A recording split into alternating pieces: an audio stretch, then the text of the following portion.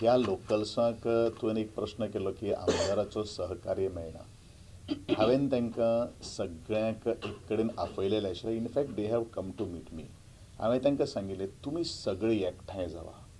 तुमकां कितें रस्तो जाय, खंयच्यान जाय तो तुमी पयलो सांगात. पूण कितें जालां हांगा 5-6 जाण कोण तरी येतात.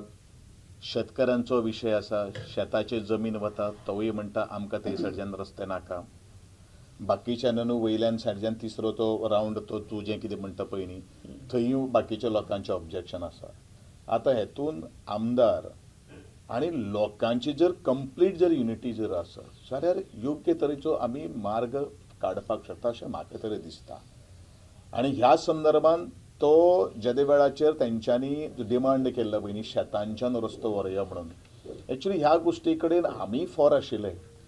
पूण बरेचशे जाणांनी ह्या गोश्टीचेर सुद्दां राजकारण केलें.